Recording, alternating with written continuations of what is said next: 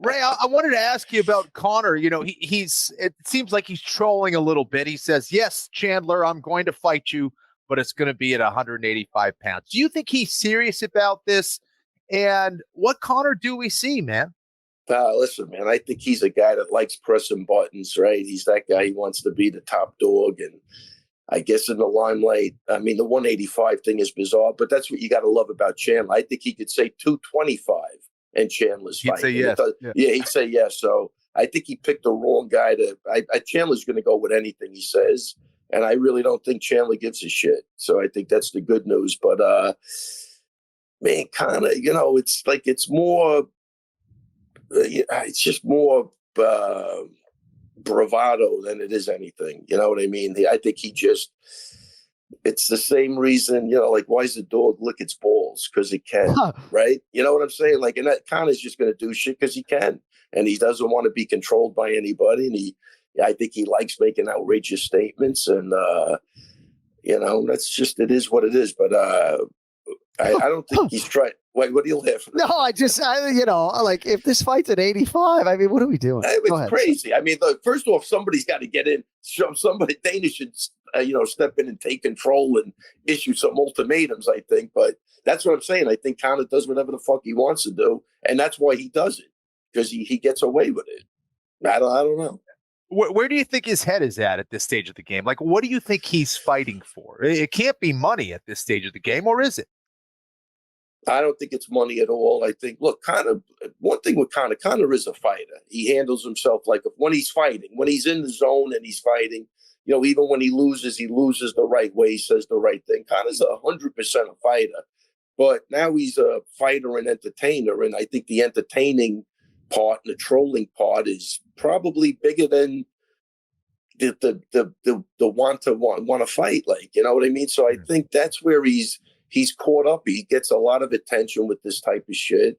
And that's probably better attention than taking a loss. I mean, I don't know. I don't know what's running through his mind, but I think he loves trolling. He loves pressing buttons. I do think he's a fighter at heart, but you start partying and going berserk. You can't sustain both of them. Definitely can't sustain both of them.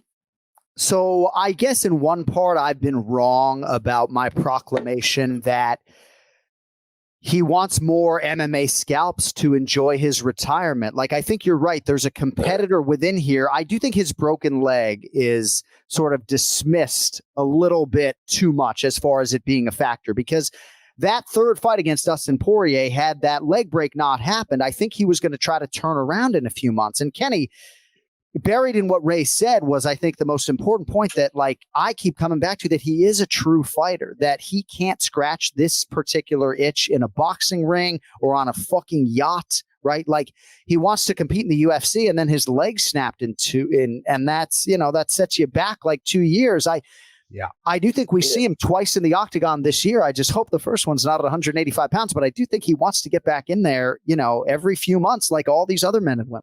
And John, let me just say something. Okay, good point with the leg break thing. Because with the leg break comes painkillers, comes steroids to try to get healed faster, and all of those things carry side effects to them. And I think maybe that's kind of what we're seeing too.